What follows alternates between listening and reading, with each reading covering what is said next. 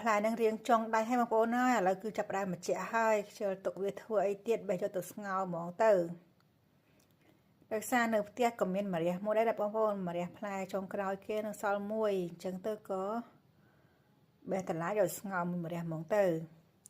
ហើយនេះគឺម្រះរបស់យើងដែលមានមួយនឹងឯងហើយក៏មានបន្លាមួយនឹងឯងយកមកស្ងោរញាត់សាច់ជ្រូកឲ្យប៉ាក្មេងនឹងប្តីញ៉ាំបងប្អូន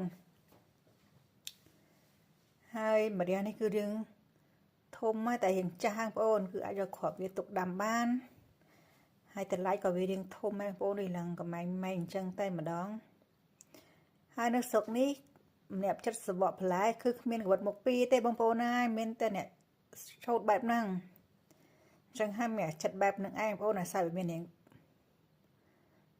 រោមវានឹងមុតដៃតែរោមវានឹងរៀងរឹងណាបងប្អូនឥឡូវយើងសក់រួចហើយយើងក៏មក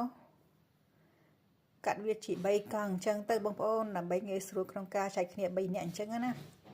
ហើយម្រះយើងគឺមានតែមួយទេអញ្ចឹងទៅពុះបានតែ2នឹងឯងបងប្អូនបើបាន3វារៀងទូចពេកហ៎ឥឡូវយើងខងគ្រាប់ម្រះចេញមកទុកគ្រាន់យកដាំអញ្ចឹងណាហើយនេះគឺតម្លៃរបស់យើងក៏ខងគ្រាប់ចេញដែរបងប្អូនដើម្បីញាត់សាច់ចូលក្នុងហ្នឹងយកទៅស្ងោរបងប្អូនហើយតម្លៃហ្នឹងបើបានឆ្ងោរជាមួយនឹងឆ្អឹងចំណីជ្រូកក៏ឆ្ងាញ់ដែរបងប្អូនណាសាច់គេឡើងហាប់ហើយឡើងក្រាស់ហ្មងណាមុននេះខ្ញុំយកវត្តជាគ្រាប់វិញឡើងញាត់ដៃអត់រសារវារឹងបងប្អូនឥឡូវនេះគឺយើងមកញាត់សាច់ហើយនឹងមីសួរចូលទៅក្នុងម្រះបងប្អូនហើយមិនបានប្រាប់ពីការលាយគ្រឿងលាយក្រូវស្អីទេបងប្អូនណាចេះតែភ្លេចប្រាប់ភ្លេចថតអញ្ចឹងទៅចេះធ្វើកាត់ឲ្យបានញ៉ាំដែរទេបងប្អូនហើយអ្នកមើលហ្នឹងធ្វើតាមបងប្អូនធ្វើលក្ខណៈគ្រួសារអញ្ចឹងទៅបងប្អូនចង់ដាក់អីដាក់ហ្នឹងទៅរសជាតិបែបណាដាក់បែបហ្នឹងទៅបងប្អូនឥ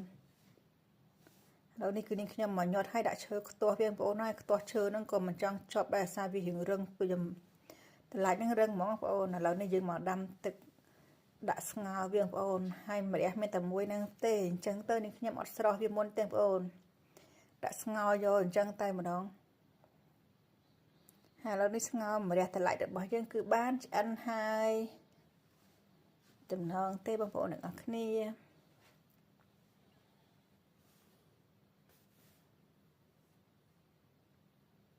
ឆ្ងោរជាមួយនឹងឆ្អឹងជំនីជ្រូក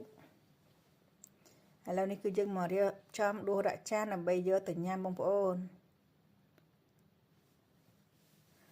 ហើយយើងក៏បន្ថែមជាមួយនឹងខ្ទឹមពងបន្តិចទៅបន្ថែមជាមួយនឹងស្លឹកខ្ទឹមបន្តិចមកបងប្អូន